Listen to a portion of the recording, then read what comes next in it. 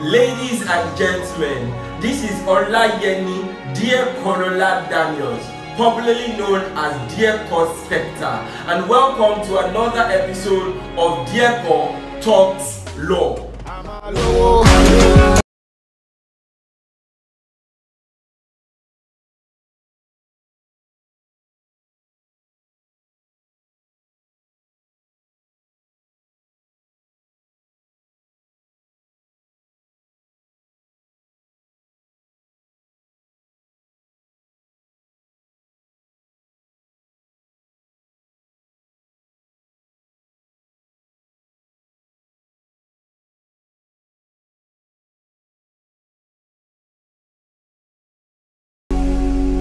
So guys, on this episode of Dear Co Talks Law today, we are going to continue the episode where I discuss the nature of equitable interest. So this is like the part B of that particular video where I am going to be discussing actual notice. So in this video, I am discussing the doctrine of notice. Yes, I'm discussing the doctrine of notice. So for this particular video, I'm discussing actual notice, and then I'm going to be asking and answering the question, what is actual notice? Of course, in relation to equitable and legal interest. But before I move into what exactly actual notice is, if this is your first time of visiting my channel, then I want to say a very big welcome.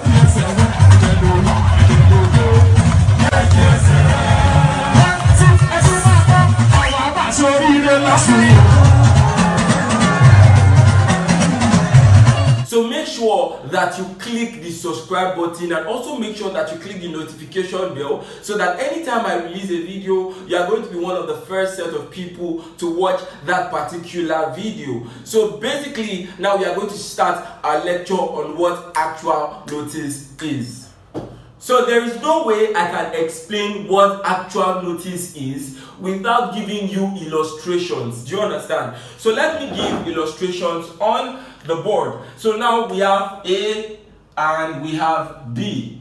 Do you understand? We have A here, we have B. Now A is the owner of a particular land. Do you understand? A is the owner of a particular land, while B is a tenant in that particular land. Do you understand? Now, A wants to sell this land to C.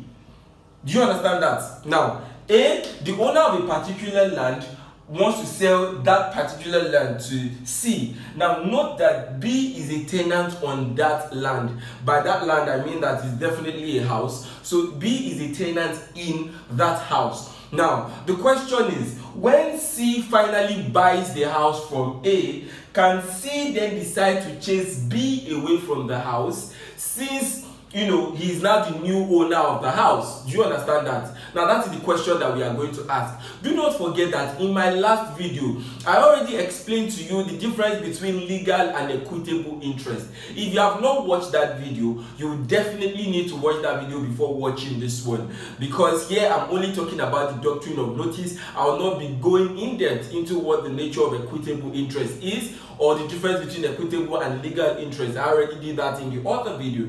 So now in this video, basically we are going to be answering the question, what then will be regarded as notice?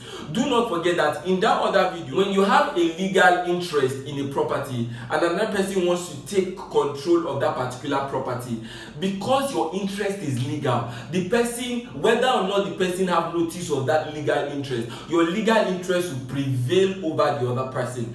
But if your interest is equitable, the only time your interest can prevail over the other person is when that person has notice of your interest. If the person does not have notice of your interest, then the person will take the property, you know, exclusively, and then your interest will be extinguished. Now, applying that to this, we are saying that, did C have notice of B's interest? If C has notice of B's interest, then B interest will be ranked above C. But if C did not have notice of B's interest, then C's interest will be ranked above B. But then the question is B's interest legal or equitable? If B's interest is a legal interest, then whether or not C has notice of B's interest will always be ranked higher. But if B's interest is an equitable interest, then C needs to have notice of that interest for the interest to be ranked above C. Do you understand that? So now the question then is, what is actual notice? Actual notice is when a person goes to a property for normal inspection of the property, and then the person can see from inspection that there is a tendency that there are encumbrances or that property does not belong to that person. One of those two things. So it's either there are encumbrances to that property, meaning that other people would have interest in relation to that property, or that the person who wants to sell that property to him does not in fact own the property. Do you understand? So now when I explain things like this, I usually give examples. For example, we all have dated, one girl or the other, or for those that do sugar mommies and sugar daddies, you've dated, adults and all that. So now imagine that you are dating a man of 35 years old. Do you understand that? Now, you don't know whether or not he's married. There's no way you can tell that he's married because you are not into his personal life. Now, I know that, most people be like, how is this related to equity? But just chill. Now, I am talking about when you see a person and the person, you don't know whether or not the person is married. One of the first things you check is the person's hand. If the person has a ring. When you see a ring with the person, that constitutes actual notice to you that there is a tendency that there is encumbrances around that person.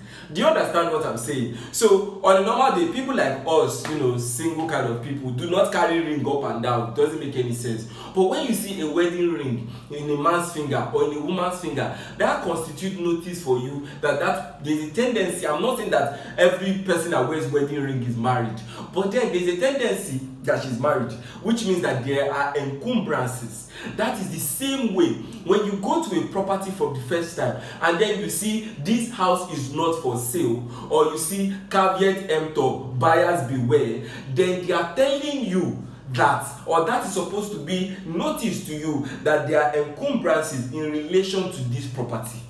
Do you understand? Now, there are two things that you need to know. First of all, when you go to a property and then you see this house is not for sale, then you need to be very careful. Secondly, when you go to a property and you see other people aside the person that wants to sell the property to you living in that particular property, you need to ask questions as regards the property. You can't just go and buy a property because you trust the person blindly. You did not inspect other things. The court will look at it and say, when you got to the property, what were the things that you can, pick up from the surroundings of the property? If it is such that a reasonable person can infer that there are encumbrances in relation to this property, then that thing will constitute actual notice upon you, the buyer.